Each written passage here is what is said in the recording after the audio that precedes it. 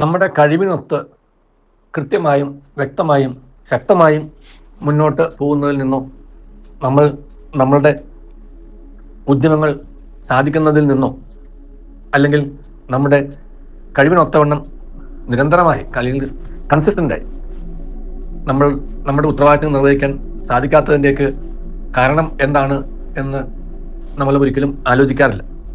ആകെ നമ്മൾ ചെയ്യുന്നത് ഒരു പരാതി പറച്ചിലാണ്.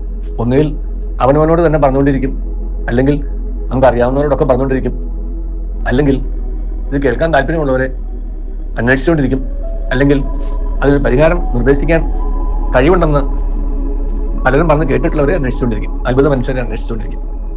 ഒരിക്കലും പക്ഷെ നമ്മളിലേക്ക് തിരിഞ്ഞു നോക്കില്ല. നമ്മൾ ചിന്തിച്ചുകൊണ്ടിരിക്കുന്ന ഈ മേരി ഫോർലിയുടെ അഭിപ്രായത്തിൽ കൺസിസ്റ്റന്റ് ആയിട്ട് നമ്മളുടെ കഴിവിനൊത്തവണ്ണം നമ്മൾ പെർഫോം ചെയ്യാത്തതിൻ്റെ കാരണങ്ങൾ നമ്മുടെ ഉള്ളിലേക്ക് തന്നെ തിരിഞ്ഞു നോക്കിയാൽ നമുക്ക് കണ്ടെത്താൻ പറ്റും. നമ്മളെ തടയുന്നത് ഈ തടസ്സങ്ങളൊന്നുമല്ല, നമ്മുടെ മുമ്പിലുള്ള തടസ്സങ്ങളല്ല. നമ്മൾ ശരിയാക്കിയെടുക്കാനായിട്ട് നമ്മൾ പരിശ്രമിക്കാത്ത നമ്മുടെ ഉള്ളിൽ കിടക്കുന്ന നമ്മുടെ തന്നെ ആത്മവിശ്വാസക്കുറവിൻ്റെയും നമ്മുടെ തന്നെ എവിടെയോ ഒരു എസ്കേപ്പിസത്തിൻ്റെയോ അല്ലെങ്കിൽ ഒരു എക്സ്ക്യൂസ് കണ്ടെത്തേണ്ടതിൻ്റെയോ ഒരു ഘടകമാണ്. നമുക്കത് മറികടന്ന് മുന്നോട്ട് പോകണമെന്നും എൻ്റെ കഴിവിൻ്റെ പരമാവധി ഞാൻ നിർവഹിച്ചുകൊണ്ട് എൻ്റെ ഉത്തരവാദിത്തങ്ങൾ ഞാൻ നിരന്തരമായി നിർവഹിക്കുമെന്നുമൊക്കെ ഉള്ള ഒരു ദൃഢപ്രതിജ്ഞ ഉള്ള വ്യക്തി, ആ വ്യക്തിയിൽ ഒരു ദൃഢവിശ്വാസം ഉണ്ടാവും, ആത്മവിശ്വാസം ഉണ്ടാവും. ഇതിനു മുമ്പ് ഒരിക്കൽ ഞാൻ പറഞ്ഞിട്ടുള്ളതാണ് എൻ്റെ ഒരു ഓർമ്മ. What stops me from going forward is not what is in front of me but what is within me. മുന്നോട്ട് പോകുന്നതിൽ നിന്നും എൻ്റെ മുമ്പിൽ തടസ്സമായി നിൽക്കുന്നത് ഞാൻ കാണുന്ന ഈ മതിലിൻ്റെയോ അല്ലെങ്കിൽ നമ്മുടെ മലയുടെയോ അല്ലെങ്കിൽ നമ്മുടെ മുമ്പിൽ നാം കാണുന്ന വഴി അടഞ്ഞു എന്ന് എന്നുള്ള തോന്നലുകളോ പ്രതീതികളോ കാഴ്ചകളോ അല്ല. അവയെല്ലാം നമുക്ക് മറികടക്കാനാവും, അവയെല്ലാം നമുക്ക് അതിജീവിക്കാനും ആവും.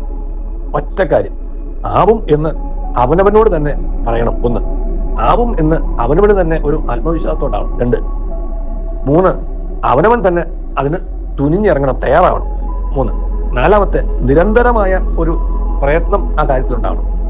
5, ആ പ്രയത്നത്തെ ഫലമണിയിക്കാൻ തക്കവണ്ണം നമുക്ക് ദൈവത്തിന്റെ സഹായം തേടുകയും ചെയ്യണം. ഈ 5 കാര്യങ്ങൾ നമ്മുടെ ജീവിതത്തിൽ ഉണ്ട് എന്നുണ്ടെങ്കിൽ നമ്മുടെ ആത്മവിശ്വാസത്തെയും നമ്മുടെ അധ്വാനത്തെയും അനുഗ്രഹിക്കാതിരിക്കാൻ ദൈവത്തിന് സാധ്യമല്ല എന്ന് ദൈവത്തിൽ വിശ്വസിക്കുന്നവരാണെങ്കിൽ തിരിച്ചറിയുകയും ചെയ്യണം. ഇതൊന്നും ചെയ്യാതിരിക്കുമ്പോഴാണ് ദൈവം നിസ്സഹായനായി പോകുന്നത്. അതിന് വിധിയെ പഴിക്കുകയോ ദൈവത്തെ പഴിക്കുകയോ മറ്റുള്ളവരുടെ മേൽ പഴിചാരുകയോ ചെയ്തിട്ട് ഒരു കാര്യമില്ല. അതിന്റെ പ്രശ്നം അവനവനിൽ തന്നെയാണ്. അവനവനിൽ തന്നെയുള്ള ആ ആത്മവിശ്വാസക്കുറവും മടിയും മാറ്റിയെടുത്താൽ നമ്മൾ ആഗ്രഹിക്കുന്ന വിജയങ്ങൾ കൊയ്തെടുക്കാൻ സാധിക്കും. കാരണം ആ വിജയം നമ്മൾ കൊയ്തെടുക്കണം എന്നുള്ളത് ദൈവത്തിന്റെ നമ്മളോടുള്ള ആ ഒരു സ്നേഹത്തിന്റെ ആഗ്രഹങ്ങളെ കൂടിയാണ്. നമ്മൾ വിജയിക്കണം എന്ന് ആഗ്രഹിക്കുന്ന ഏക ആള് ദൈവം മാത്രമാണ് ഒരർത്ഥത്തിൽ. ബാക്കി എല്ലാവരും ഒരു അളവ് കഴിയുമ്പോൾ വിട്ടുപോകും, ഒരു ലെവൽ കഴിയുമ്പോൾ വിട്ടു. പക്ഷെ ഈ കൺസിസ്റ്റന്റ് ആയിട്ട് നമ്മുടെ വിജയം ആഗ്രഹിക്കുന്നത് നമ്മുടെ സൃഷ്ടാവ് തന്നെയാണ്. ആ സൃഷ്ടാവായ ദൈവത്തിന് നമ്മളോടുള്ള സ്നേഹം അത് വ്യക്തമാണ്, ശക്തമാണ്, അചഞ്ചലമാണ്, അത് അവസാനിക്കാത്തതുമാണ്. അപ്പോൾ ഒരിക്കലും ഇളകാത്തതും ഒരിക്കലും അവസാനിക്കാത്തതുമായിട്ടുള്ള ഒരു സ്നേഹം സൃഷ്ടാവിന് നമ്മളോട് ഉണ്ട് എന്നുണ്ടെങ്കിൽ ആ സ്നേഹത്തിൽ വിശ്വസിക്കാനും ആശ്രയിക്കാനും സാധിക്കുന്ന വ്യക്തികൾക്ക് അവന്റെ പരിശ്രമത്തിന്റെ ഫലം കണ്ടെത്താനും കഴിയും എന്നാണ് എൻ്റെ ഒരു അനുഭവവും എൻ്റെ വിശ്വാസവും എൻ്റെ അനുഭവം. അതുകൊണ്ട് നമ്മുടെ ആത്മവിശ്വാസക്കുറവിന്റെ പേരിലും നമ്മുടെ പരിശ്രമക്കുറവിന്റെ പേരിലും നമുക്ക് സംഭവിക്കുന്ന പരാജയങ്ങൾക്ക് ആരെയും പഴിചാരാതിരിക്കാൻ വിധിയെയും പഴിചാരരുത്, ദൈവത്തെയും പഴിക്കരുത്. നമ്മുടെയാണ് പ്രശ്നം. മുന്നോട്ട് പോകുന്നതിൽ നിന്നും നമുക്ക് തടസ്സമായി നിൽക്കുന്നത് നമ്മുടെ മുമ്പിലുള്ള തടസ്സങ്ങളല്ല, നമ്മുടെ ഉള്ളിലുള്ള തടസ്സങ്ങളാണ്. അത് മാറ്റിയെടുത്ത് ആത്മവിശ്വാസത്തോടെ അധ്വാനിച്ച് മുന്നേറാൻ നമുക്ക് പരിശ്രമിക്കാം. അതിനായിട്ട് ദൈവം അനുഗ്രഹിക്കട്ടെ. നല്ലൊരു ദിവസം എല്ലാവർക്കും നേരുന്നു.